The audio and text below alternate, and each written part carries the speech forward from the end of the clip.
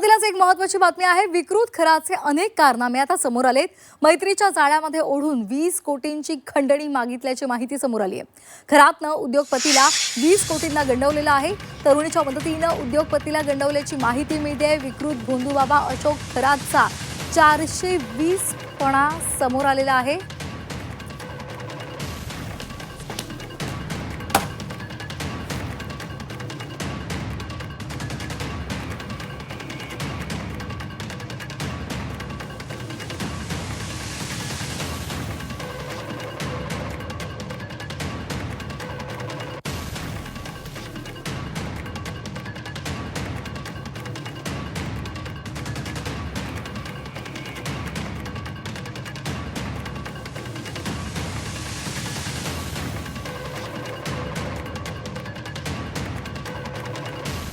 तर खराचे अनेक कारनामे समोर आलेले आहेत। विकृत खरातनं ज्या पद्धतीने आतापर्यंत दादागिरी दाखवलेली आहे, तसंच अनेक महिलांवर अत्याचार केलेले आहेत, ते अनेक प्रकरणं आता समोर आलेली आहेत आणि त्याचबरोबर त्याने एका उद्योगपतीकडून खंडणी मागितल्याची माहिती सुद्धा समोर आलेली आहे।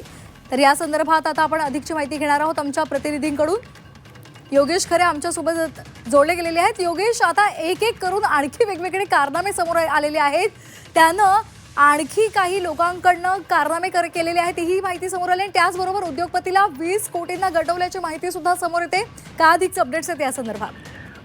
खरंय, खरात याने आपल्या पूर्णपणे भविष्याचा बिझनेस सेट झाल्यानंतर किंवा लोकांचा विश्वास संपादन केल्यानंतर गंडवण्याचे प्रकार पण मोठ्या प्रमाणात सुरू केले होते।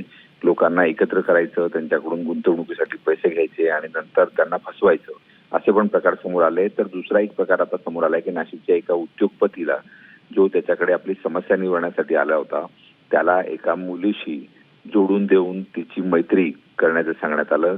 दोघं सोबत राहिले, दोघांनी मैत्री केली तर तुमचा फायदा होईल, तुमचं भविष्य उज्ज्वल असेल असं सांगितलं आणि त्यानंतर मात्र त्या मुलीला, ती मुलगी गरोदर असल्याचं सांगत त्याला उद्योगपतीला ब्लॅकमेल केलं, त्याच्याकडून 20 कोटी रुपयाची खंडणी घेतल्याचं समोर आलेलं आहे। याबाबतची प्रक्रिया जी आहे ती आता तक्रार प्रक्रिया ही सुरू झालेली आहे। तक्रार हा उद्योजक आता या ठिकाणी देणार आहे।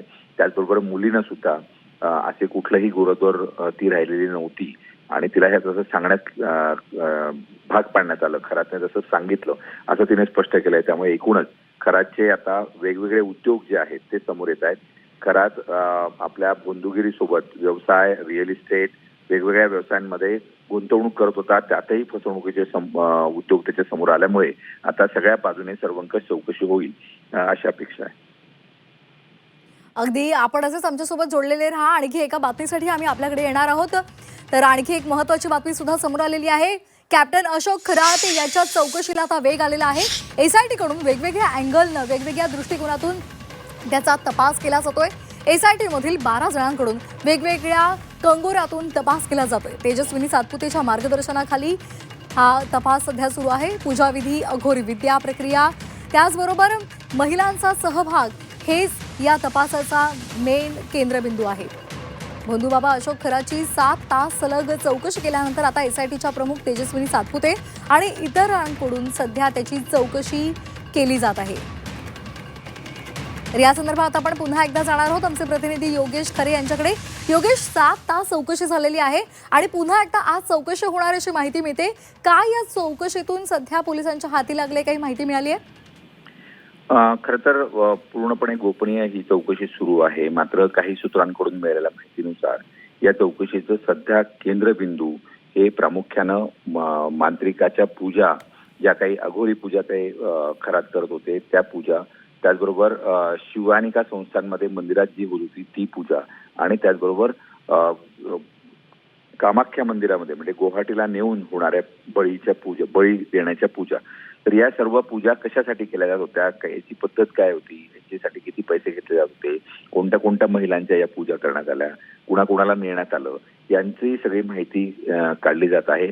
पूजा विधीबाबत सातत्यानं खरातकडून कोणत्या शास्त्रीय आधारावर किंवा कोणत्या पद्धतीनं ही तुम्ही पूजा करतात याबद्दलची सगळी माहिती घेतली जात आहे आणि त्यानंतर त्यांनी केलेले कॉल रेकॉर्ड सुद्धा तपासले जात आहे। कारण सीडीआर रिपोर्ट हे सगळ्यात महत्त्वाचे असणार आहेत याच्यामध्ये।